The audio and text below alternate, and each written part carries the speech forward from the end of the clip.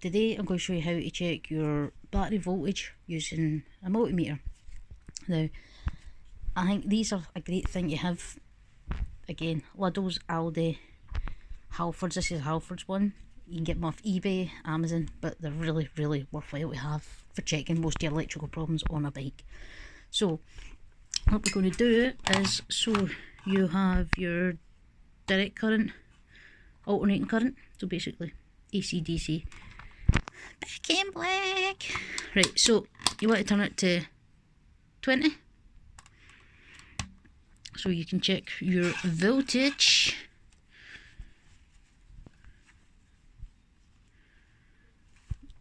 So should read 0. So what you do is go to your battery. Some have snazzy wee stands, so you don't need to really balance it. So what we're going to do is negative onto the negative. Now most of the time you can actually just wedge these in, because batteries are cool at that. So just wedge it into the negative, stuff it on the positive, and you'll get your battery voltage. Now this battery's been in here for about 5 years or so, so 12 volts, normal battery should be about 13 really when it's fully charged, but this could do with a wee charge. Now you'll see nothing because that's just fell off there. You should get a, now when you turn it over, so you can see it's dropping to about 11 again, it needs a charge. So you can check your volt drop once you turn this on and crank it. You should see it drop, which is why you need a good charged battery to run a bike, especially a V-twin. They need a good kick to start.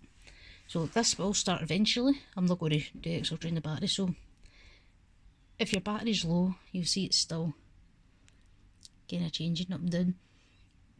If you're cranking over your bike, don't just keep holding on the button and hoping it will start eventually, because you will just screw your battery.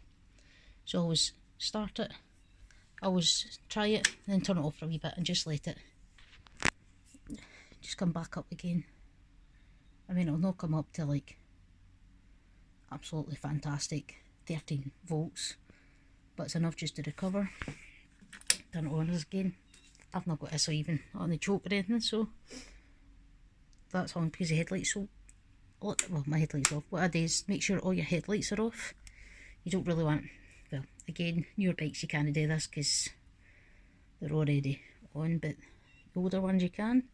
So just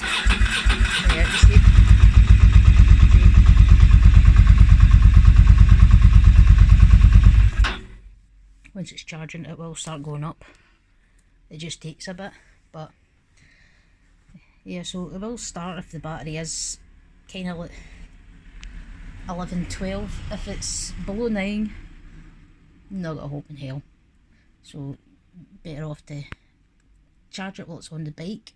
If you've got like the old monsters where you can't really get access to the battery because it's under a fuel tank. My tank isn't full because I had to take the tank off to get into the vertical cylinder when I changed the belts and resealed it.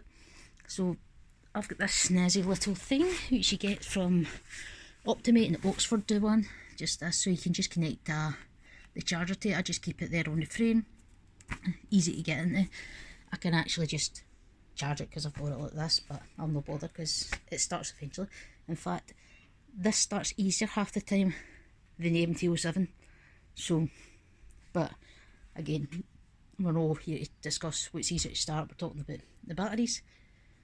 So that's your easy way to keep your battery charged if you've got it here.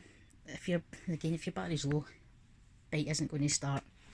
So always make sure you've got a decent voltage on your battery, which again, if you've got a multimeter, this is great to check. So you see it will keep fluctuating, but if you've got a drain in your battery, you'll be able to see as well all these things if you turn on different switches and things. So if I see if I can, so turn my engine on, well, turn ignition on and start turning lights on, it's not, you can see it drops a bit, not too much, but you can see it drops right down. So that's how I like to try and start my bike first turn over of the year with no lights on, just so I get all the voltage going to it.